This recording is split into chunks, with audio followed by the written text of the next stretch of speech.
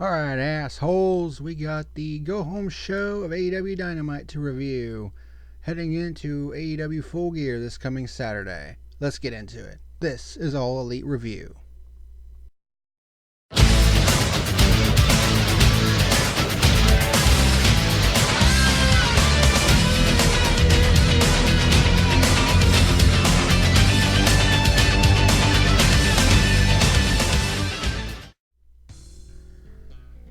What's happening, ladies and germs? This is the PackerMan, and welcome to today's edition of All Elite Review.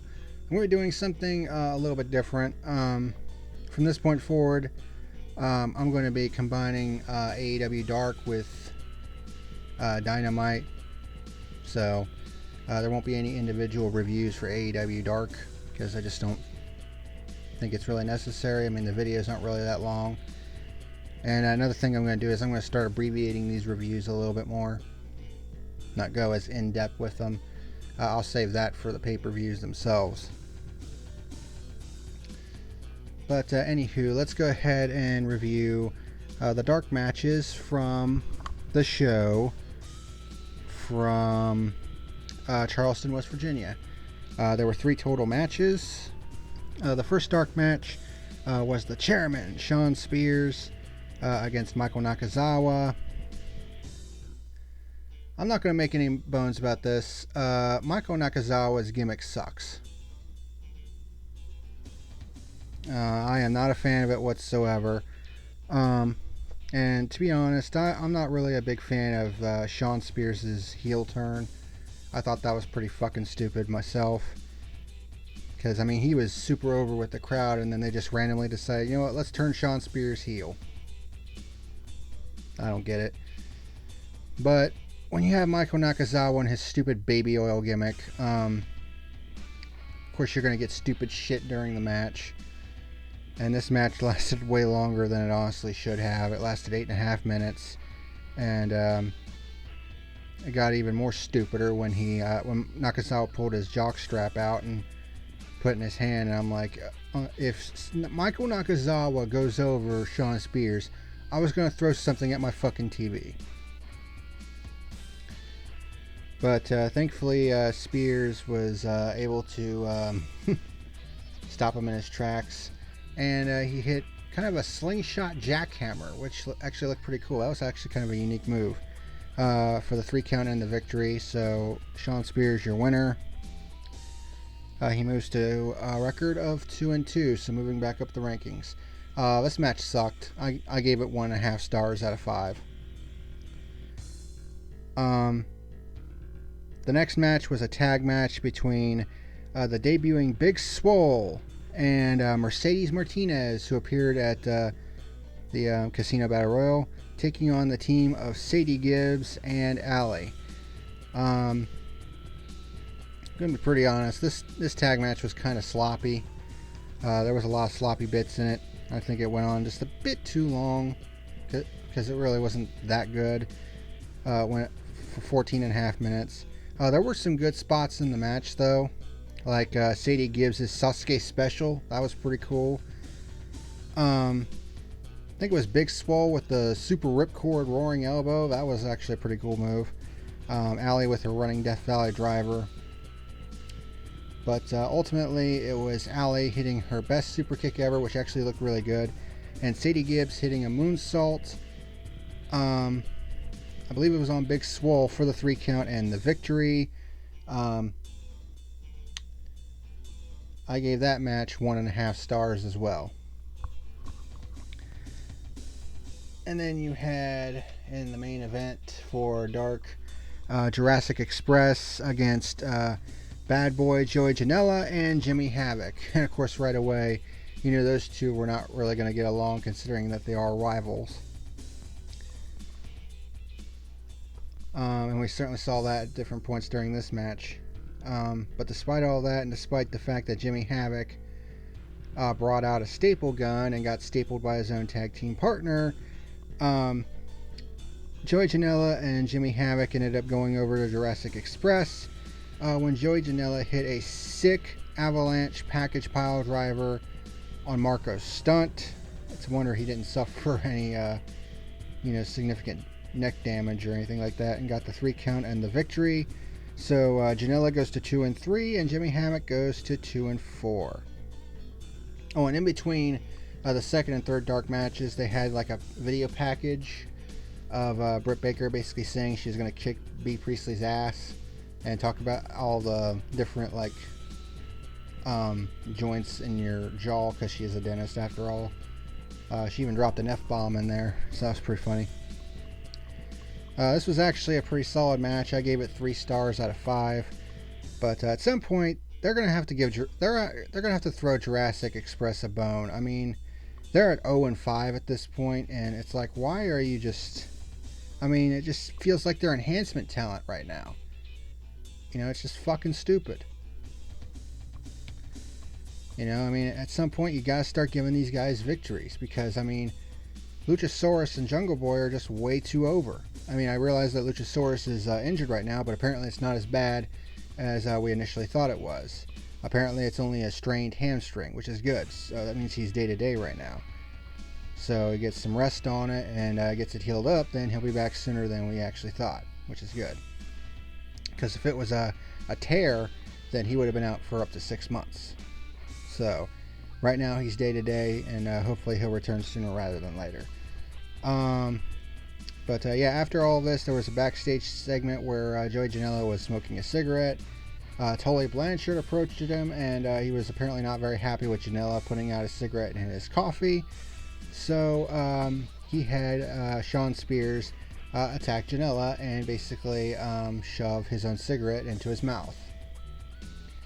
And as expected, this would also play a part on Dynamite.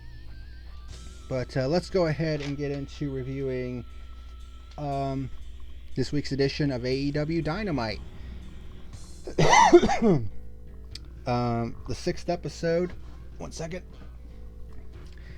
And the go-home show for Full Gear, which is this Saturday night. And this show took place in Charlotte, North Carolina. So, Flair Country. Woo! You certainly heard a lot of that with a lot of the knife-edge chops that we saw on this show. There were various reviewers saying that this was probably one of the dullest episodes out of all 6 Dynamites so far. And my question is, what the hell are you watching? Like, seriously. I mean, are we even watching the same show? Because I honestly thought this show was fucking awesome, personally. And it honestly made me pumped up to see Full Gear this coming Saturday night. And the question is, the purpose of a go-home show is to get you pumped up and ready to watch an upcoming pay-per-view. And did this show do its job? My answer, abso-fucking-lutely. And I fully intend to drop my $50 down this Saturday night and watch Full Gear, hopefully with my brother. And if he's willing to, he might even do the Full Gear review with me. That would be pretty cool. But time will tell. But anywho, let's go ahead and get into the matches. There were 5 in total, and honestly, I think they did a lot better job with time management this time around. I think they heard some of the concerns expressed about time management and all that stuff. They did a lot better this time around, because they gave a lot of time for the main event and all the stuff that happened afterwards, which we'll get to here in a minute. But the first match was the Bastard Pack against Trent Beretta in his first match in singles competition, which is pretty crazy, all things considered, but because he's a pretty good singles competitor, but he's mainly been in tag matches here in AEW. But this was actually a pretty damn good match to start the show. Trent got some offense in early on with a back elbow and a Northern Light suplex. Pac hits a spaceman dive and a missile drop kick, followed by a German suplex for a 2 count. Pac hits the snake eyes. Trent starts coming back with a lot of different maneuvers, like a bunch of lariats, his half and half suplex, tope con hilo, and a spear, and a sexy Chucky knee for a 2 count. He hits the step up tornado DDT for a 2 count, but Pac hits a brainbuster on the outside and then hits the Black Arrow. And this is where the referee kind of botched the spot because he stopped the count at 2. Wasn't really sure if Trent was supposed to kick out or if Pac was supposed to lift him up off the ground, off the mat. Say, no, I'm not pinning him. I'm going to make him submit. But that was a bit of a botch on their part. And Pac puts Trent in his brutalizer submission hold, and he gets the submission victory. So your winner by submission is Pac, moving him to a record of 3-1-1. I gave this match 3.5 stars out of 5. Probably would have been a little bit higher if it wasn't for that botch. And that's really the only bad one that we saw on the show. We next saw a very passionate promo out of Cody, and he basically gave his announcement that he realized that he's, an executive vice president of the company. And he basically said that if he doesn't win the AEW championship this Saturday against Chris Jericho, he will never challenge for the world title again. And he definitely gave an impassioned promo, and he dropped, called Jericho a dick. And he says he went from undesirable to undeniable. Took him 14 years. And the crowd was firmly behind him. And this was probably the best promo of the year. And this is even adding the Jon Moxley promo from a couple weeks ago into the mix. And that's the beauty of All Elite Wrestling right now, is they're just cutting these from the heart promos, and it feels genuine. It feels authentic. It doesn't feel like you're reading from a goddamn script. And I think that's one of the big advantages that WWE or AEW has over WWE. Because WWE has all this, scripted bullshit, whereas AEW, you just have a couple bullet points and you go out there and you just let loose.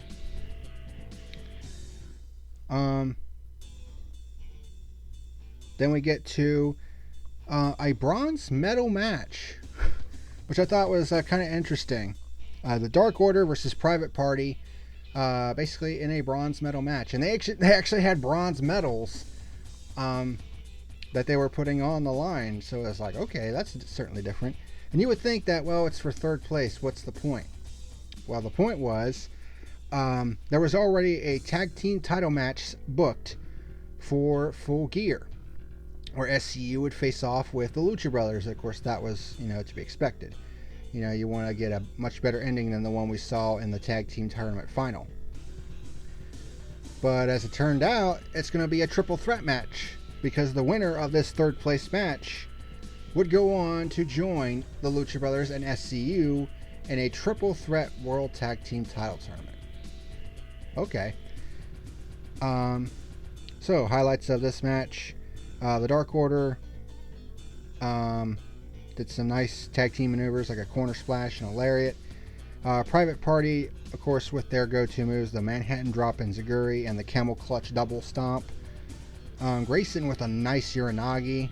That looked really nice. Uno with a Pendulum Backbreaker. Cassidy with an Enziguri. Uno with a leg trip. Grayson with his helo to the outside. That always looks pretty good. They went to commercial at this point. We come back with Cassidy hitting a nice suplex on Uno. And Uno's not exactly a small guy. But when Cassidy gets the tag to Mark Quinn, Quinn gets hit with a side slam elbow drop combo for a 2 count.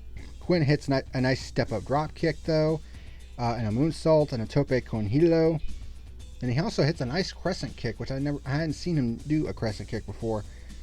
Hits a nice crossbody for a 2 count. Grayson with a Pele kick on both members of Private Party. And then Uno hits a nice electric chair backbreaker. That actually looked pretty nice. I hadn't seen him do that before either, for a 2 count. Dark Order does their get over here spot, and then their Cannonball 450 splash for the 2 count. A couple of times they tried to go for the fatality, but the Private Party were able to get out of it. Grayson hit a nice knee lift, but then Private Party hits the silly string on Evil Uno, and then they follow up with their gin and juice finisher on Stu Grayson for the 3 count and the victory. I think the boys in the back have kind of picked up on the fact that the audience isn't into Dark Order like at all, not even as heels. So they had Private Party go over, and of course Private Party is over as fuck right now. So they're the third place finishers in the tag team title tournament, and they get the third and final spot in the triple threat World Tag Team title match at Full Gear. I gave this match 4 stars out of 5. It was just fucking entertaining to me. The tag team division is just awesome right now in AEW, and there's been some people who are like, oh, there's too many tag team matches. Well, I'll tell you what, if the quality of the tag team matches starts diminishing at any point, then fine, you have a reason to complain. But until then, sit down and shut the fuck up. I'm about sick and tired of that shit. How about you start complaining about things that are actually worth complaining about, instead of finding things to bitch about just for the sake of bitching? It's fucking stupid. Stop it with that fucking shit.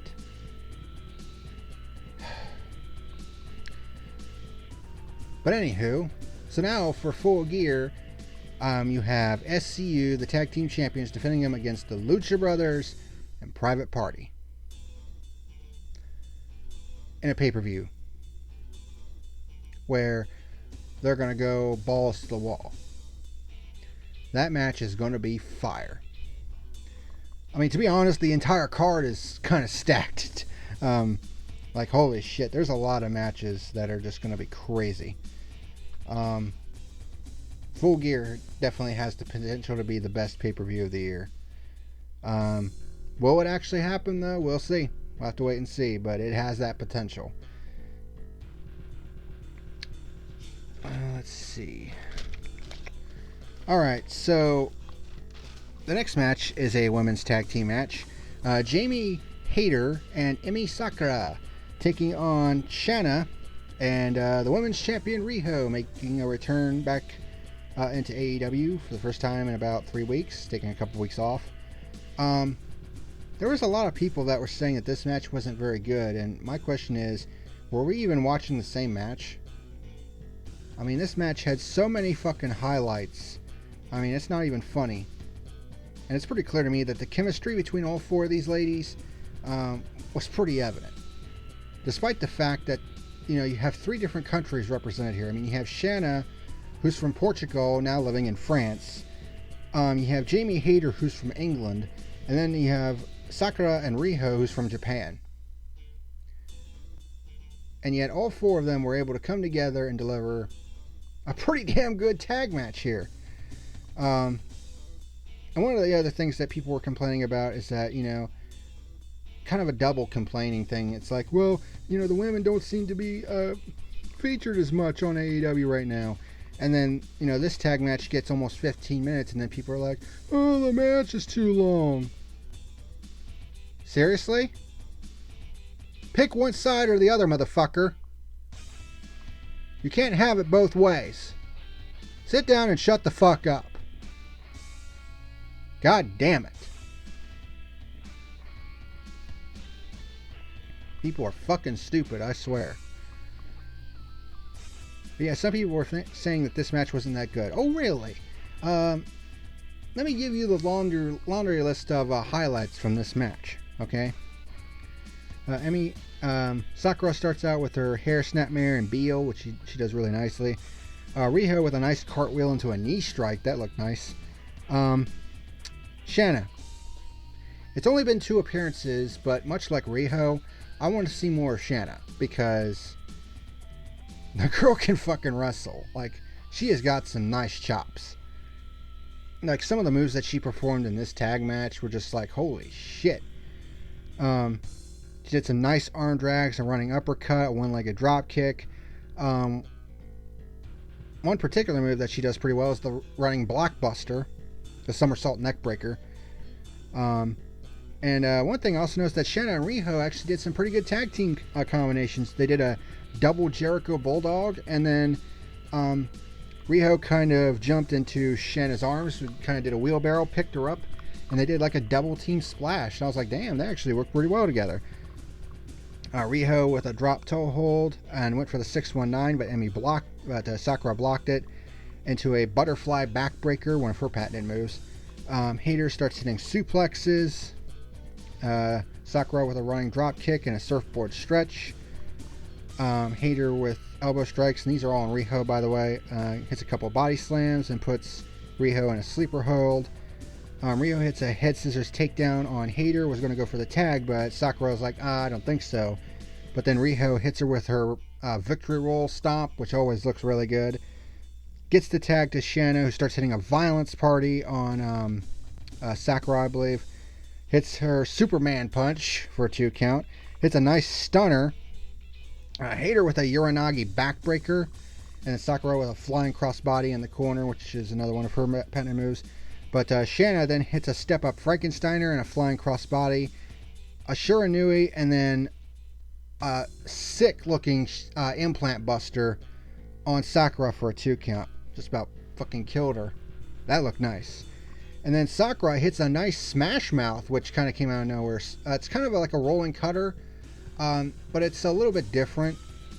Instead of, let's say if you have the head right here and you roll, it'd be that way. That would be like Cody Rhodes' Crossroads. But in this case, it starts like this, but then turns that way, if that makes any sense. It's like Cody Rhodes Crossroads, the head's right here, but then you turn this way. But the way Emmy did it was the head's right here and then turn towards the head. And it's called the Smash Mouth because that was a move of Who's Your Daddy Steve Bradley from HWA, who died under mysterious circumstances. Jamie Hayter hits a sick kick for a 2 count on Shanna, and then a Falcon Arrow for a 2 count. Hayter then hits a running lariat. Sakura with another butterfly backbreaker and a Vader bomb. But then Riho came off the top rope with a coup de grace double stomp to break it up.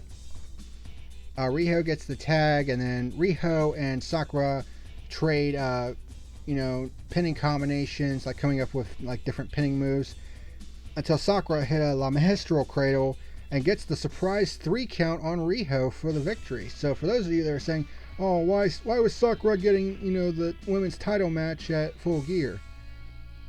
Well, for one, she won the Fatal 4-Way, and number 2, now she has credence because she pinned the champion in a tag match. So there you go. And if you look at the rankings that I'm going to post at the end of this episode of my review, you'll see that Sakura is in the green. She's in a tie for the number 4 ranking. And if you're top 5, you are considered a legitimate contender for the championship in my rankings. So there you go.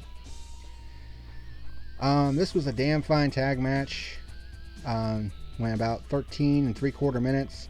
I gave it 3.75 stars out of 5. It's pretty damn good. I can't remember. One other thing I want to talk about real quick. I can't remember when exactly it took place. I can't remember if it was at the end of hour 1. It might have been. Where Chris Jericho kind of did a video package, kind of parroting one of the ones that Cody had done a few weeks prior. And they had Virgil. They also had this old lady who's apparently Chris Jericho's aunt's friend from church. They had Jake Hager, and he wasn't talking at all. He was just standing there, just... And, of course, you heard all the catchphrases, a little bit of the bubbly, and all that shit. So it's like... Oh, Chris Jericho is gold right now. What wasn't gold was this next match. It was pretty much a squash match. I mean, even though Cutler got some offense in, the match itself is Brandon Cutler versus the chairman, Shawn Spears. So they're trying to build Shawn Spears back up, I suppose, because he got a victory on Dark and got one here over Brandon Cutler. Cutler hit a Gamangiri, a leg drop, and some roundhouse kicks. But Spears hit him with like a jumping scissors kick, and then hits his running Death Valley driver for the 3 count in the victory in about 3 minutes. I gave it 1.5 stars out of 5. It was pretty much a squash match. And then afterwards, Spears was going to hit the running Death Valley driver on Cutler onto the chair, but then Joey Janela comes out and runs Spears off, of course, continuing what happened on AEW Dark. So, hey, continuity. And that match was another one that was added to Full Gear. We're going to see Shawn Spears against the bad boy Joey Janela. Not exactly sure how that one's going to go down, but we'll see. And then we get to our main event, and this is where shit really started to hit the fan, in a good way though. It's a tag team match with Hangman Adam Page and Kenny Omega taking on Sammy Guevara and Chris Jericho. So, highlights of the match: Guevara with a hip toss, Omega hitting knife edge chops. Of course, again, we're in Flair country here. Omega with his flying back elbow and a nice back suplex.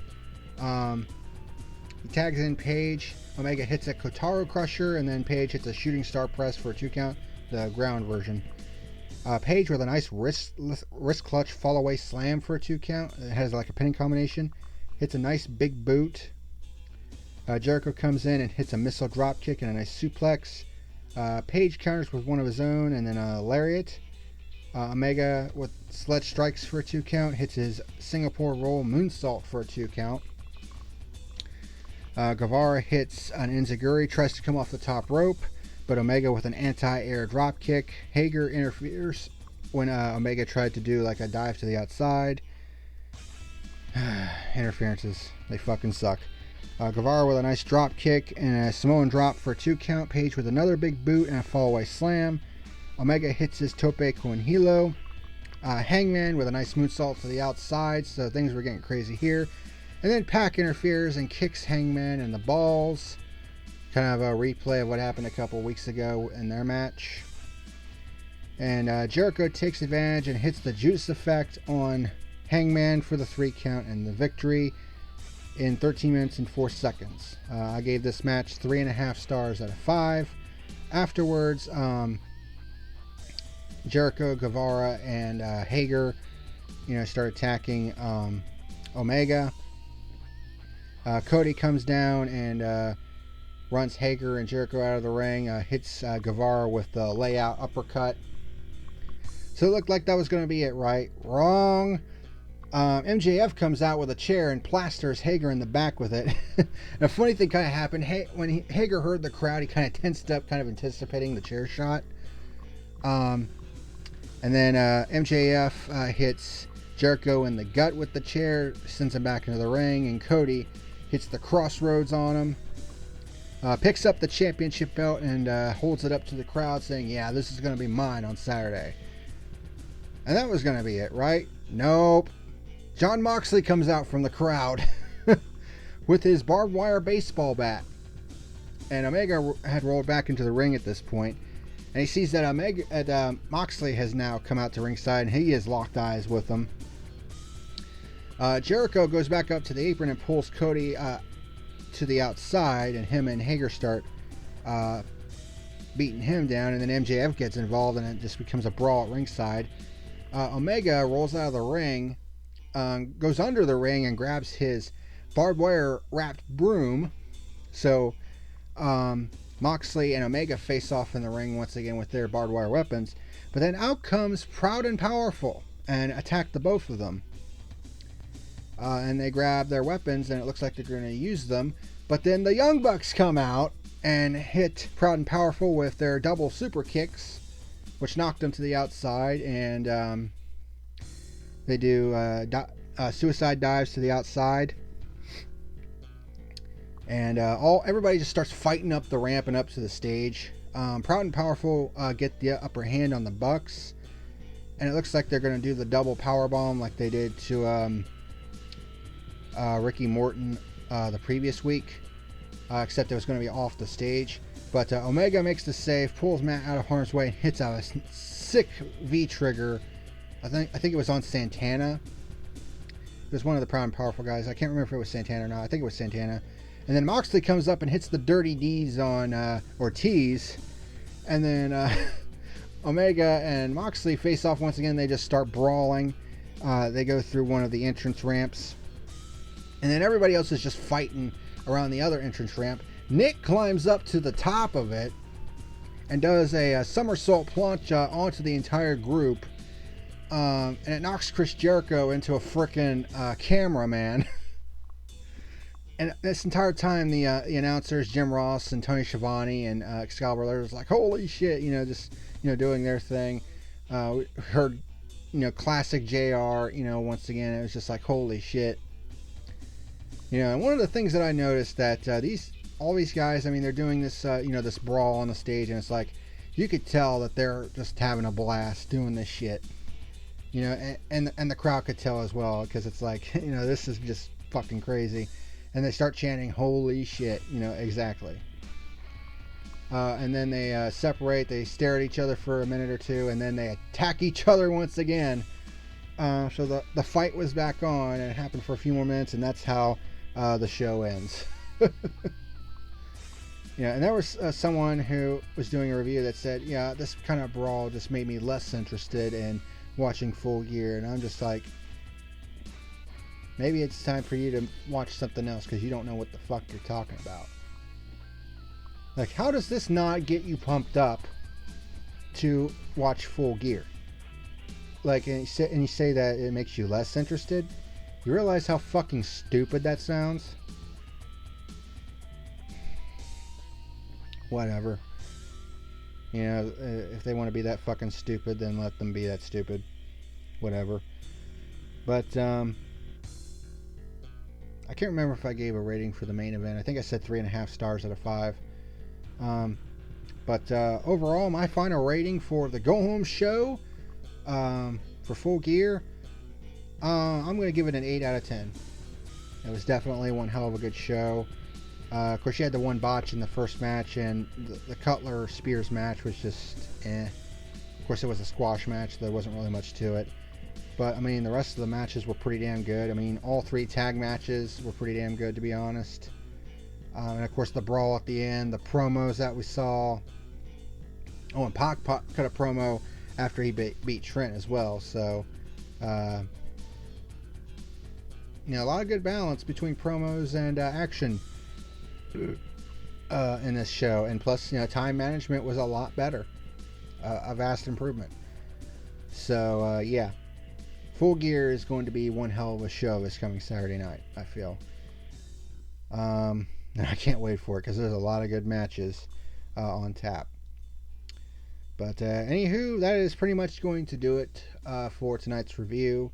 Thank you very much for watching, and until next time, this is the PackerMan signing out. And I'll see you on Sunday for my Full Gear review on All Elite Review. Thank you very much for watching. See you then.